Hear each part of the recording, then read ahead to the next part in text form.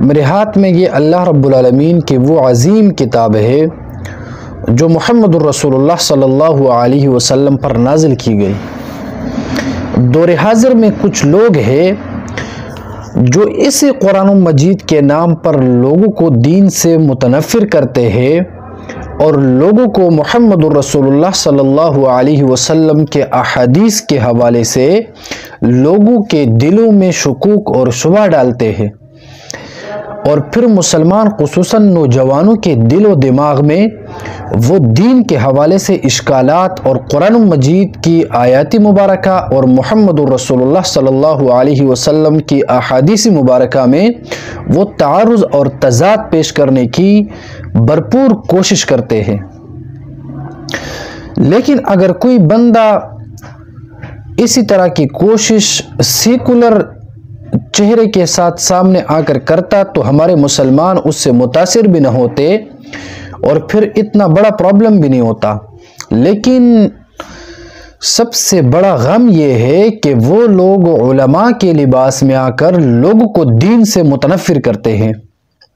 اور اسی قرآن مجید کا درس دیتے ہیں اور قرآن کے درس کے نام پر لوگوں کو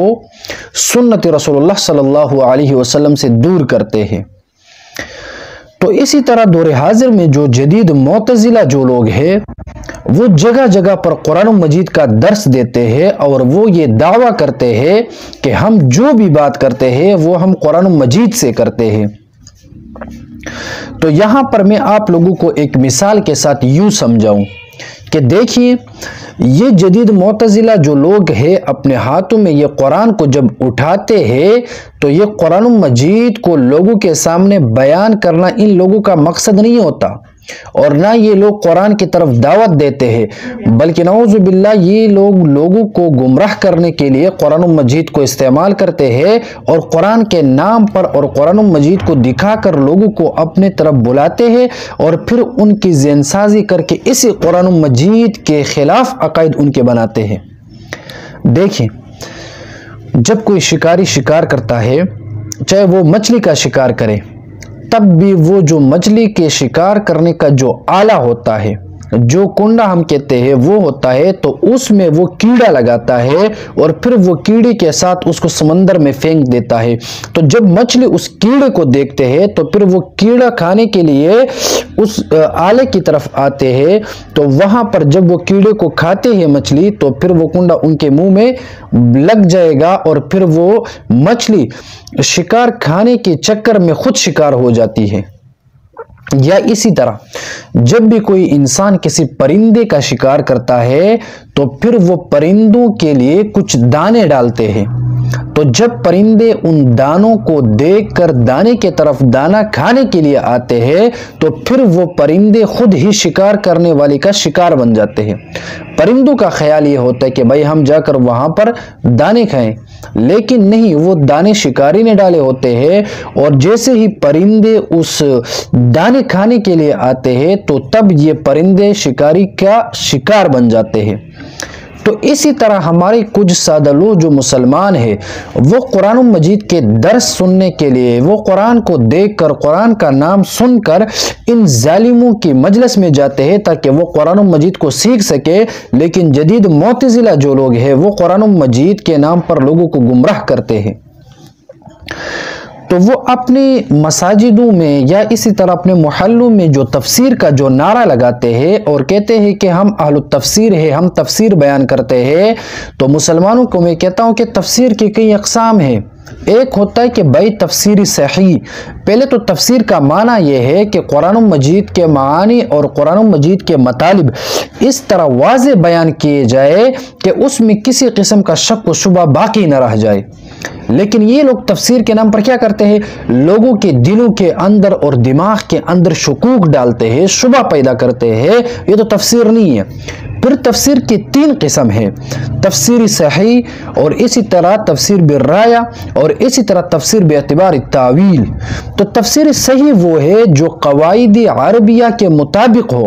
اور نحو اور صرف کا لحاظ رکھا جائے اور جناب محمد الرسول اللہ صلی اللہ علیہ وسلم کی ذہنیت اسلام کے خلاف نہ ہو، یہ تفسیر بالکل صحیح ہے۔ لیکن یہ جو جدید معتزلہ لوگ ہیں وہ اسی طرح تفسیر نہیں کرتے۔ نمبر 2،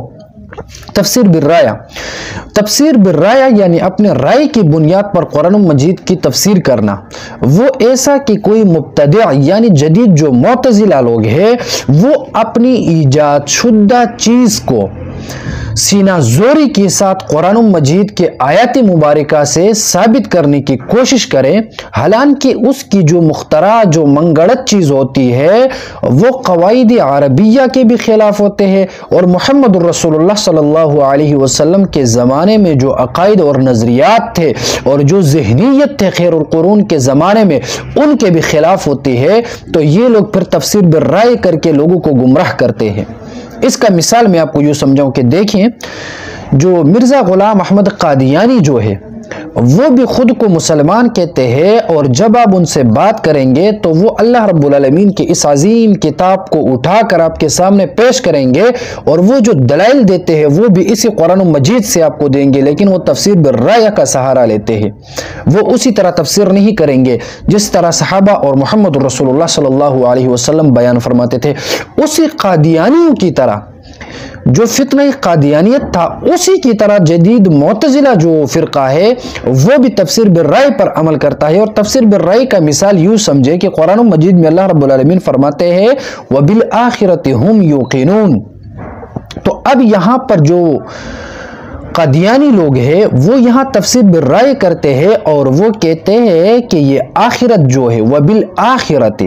یہ جو آخرت ہے یہ مضاف الیہ ہے، اور اس کا مضاف جو ہے وہ محذوف ہے، یعنی بنبی الآخرت ہم یوقنون۔ تو وہ آخرت سے پہلے نبی کا لفظ لگا دیتے ہیں تاکہ وہ مرزا غلام احمد قادیانی کو نبی ثابت کر سکے، لیکن اس کی یہ کوشش اور محنت فضول ہے۔ سب مسلمان سمجھتے ہیں کہ ان کی یہ جو تحقیق ہے، ان کی جو تفسیر ہے، یہ بالکل قرآن اور حدیث کے خلاف ہے۔ تو اسی طرح جدید معتزلہ جو لوگ ہیں وہ بھی قرآن مجید کے من پسندی کے ساتھ تفسیر کر کے لوگوں کو گمراہ کرنے کی بھرپور کوشش کرتے ہیں۔ تو اس کے علاوہ تفسیر جو ہے وہ ایک تیسری قسم بھی ہے کہ تفسیر بالاعتبار التاویل، یعنی آیات محتملہ کی ایسی تفسیر جو قرآن مجید اور سنت رسول اللہ صلی اللہ علیہ وسلم کی خلاف نہ ہو۔ تو یہ تفسیر کی اقسام ہیں۔ اب ان میں سے جو لوگ تفسیر صحیح کے قائل ہیں ہم بھی ان لوگوں کو قدر اور احترام کی نگاہ سے دیکھتے ہیں۔ ہم ان کے ساتھ شانہ بشانہ کھڑے ہوتے ہیں کہ بھائی بے شک آپ قرآن کے درس کو عام کرے، لوگوں کو قرآن کے پاس بلائے، لوگوں کو قرآن اور سنت کا تعلیم دیا کرے، لیکن قرآن و سنت کی تعلیم اس طرح ہونا چاہیے جس طرح محمد رسول اللہ اور صحابہ کرام رضوان اللہ تعالی علیہم اجمعین سے ہم تک وہ پہنچ چکا ہے۔ جو تعلیم، اسی تعلیم کو اسی طریقے سے بیان کرنا یہ ضروری ہے۔ اگر کوئی تفسیر بالرائے کرے، کبھی کہتا ہے کہ بھائی اس زمین والے قبر میں عذاب نہیں ہوتا، کبھی کہتے ہیں کہ رسول اللہ مبارک اپنے روزے کے اندر درود اور سلام نہیں سنتے نزدیک پڑھنے والوں کا، کبھی کہتے ہیں کہ رسول اللہ مبارک صلی اللہ علیہ وسلم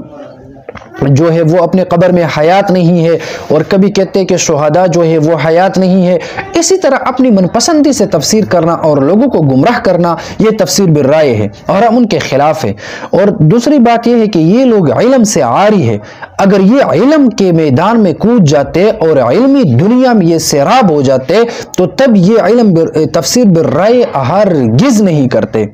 کیونکہ ان کے اندر خوف اور اللہ کا خوف پیدا ہو جاتا، کیونکہ محمد رسول اللہ صلی اللہ علیہ وسلم جو تھے وما ينطق عن الهوى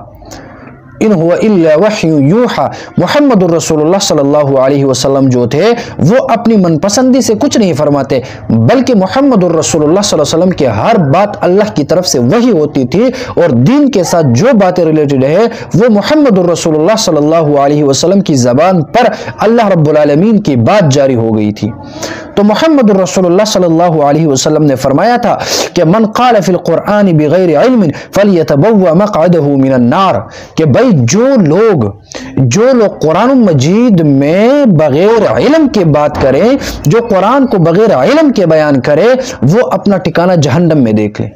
تو یہ لوگ وہ ہے جو بغیر علم کے قرآن بیان کرتے ہیں۔ اب یہ لوگ اسی طرح تفسیر بیان کرتے ہیں جو جدید معتزلی جو فرقہ ہے، وہ نہ صحابہ کا طرز ہو، نہ وہ وضاحت صحابہ نے کی ہو، نہ وہ تابعین نے کی ہے، اور نہ وہ تبع تابعین اور اسلاف اکابرین سے ثابت ہے، ہرگز ثابت نہیں ہے۔ لیکن یہ لوگوں کے اندر اللہ رب العالمین کے محبوب پیغمبر علیہ السلام کی سنت کے حوالے سے نفرت ڈالنے کی بھرپور کوشش کرتے ہیں، لیکن المیہ یہ ہے کہ وہ قرآن کے نام پر یہ سب کرتے ہیں۔ میں تمام دوستوں سے اپیل کرتا ہوں اور ان سے گزارش کرتا ہوں کہ بھائی خدا را ہر کسی کا تفسیر سننے سے آپ لوگ پرہیز کریں۔ آپ لوگ عوام ہے، قرآن کو سننا ثواب اور اجر کا باعث ہے، لیکن آپ یہ نہیں بتا سکتے، آپ اس کے اندر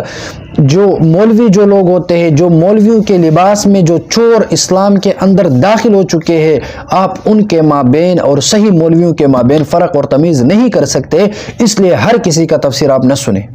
ورنہ جدید معتزلہ جو لوگ ہیں، کبھی وہ کہتے ہیں کہ نعوذ باللہ قرآن مجید تو نعوذ باللہ یہ گالیوں کی کتاب ہے۔ اب ایسے بندوں کی آپ تفسیر سنیں گے، آپ ان لوگوں کے تفسیر سنتے ہیں جو عذاب قبر کے منکر ہو، جو حیات الانبیاء کے منکر ہے، جو اولیاء کے قدر و احترام کے منکر ہے، جو محمد الرسول اللہ صلی اللہ علیہ وسلم کی احادیث کے منکر ہے۔ آپ ان لوگوں کو مفسرین قرآن سمجھتے ہیں۔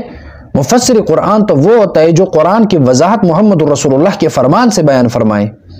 اور جو لوگ محمد الرسول اللہ کے فرمان سے منکر ہے آپ ان کو مفسر کہتے ہیں، تو یہ آپ کی سب سے بڑی غلطی ہے۔ اس لیے آپ لوگ سوچیں سمجھیں اور اپنے اکابرین، اسلاف، صحابہ کرام اور محمد الرسول اللہ صلی اللہ علیہ وسلم کے راستے کو اپنائیں اور معتزلہ لوگوں سے خود کو بچائیں، اور قرآن کے نام پر جو لوگ لوگوں کو گمراہ کرتے ہیں ان لوگوں سے دور رہے اور اپنے ایمان کو بچائیں۔ فتنے کا دور ہے، اللہ رب العالمین ہمیں اور آپ لوگوں کو فتنے سے محفوظ رکھیں، اور ہمارے جتنے لوگ فتنے میں واقع ہو چکے ہیں اللہ رب العالمین ان لوگوں کو بھی ہدایت دیں کہ وہ حق کی طرف آ جائیں اور ان لوگوں سے وہ جدا ہو جائے۔ اور اگر ان لوگوں کی تقدیر میں ہدایت نہ ہو تو اللہ رب العالمین سے دعا ہے کہ یہ لوگ دنیا اور آخرت میں عبرت کا نشان بن جائے تاکہ دیگر لوگ ان سے عبرت لے لیں۔ اللہ رب العالمین ہمیں تمام قسم کے فتنوں سے امان میں رکھے۔ اللہ رب العالمین ہمیں ہمارے اکابرین، اسلاف اور ہمارے صحابہ کرام اور محمد الرسول اللہ صلی اللہ علیہ وسلم کے نقش قدم پر چلنے کی توفیق عطا فرمائیں۔ اللہم صلی علی روح محمد فی الارواح، اللہم صلی علی جسد محمد فی الاجساد، اللہم صلی علی قبر محمد فی القبور۔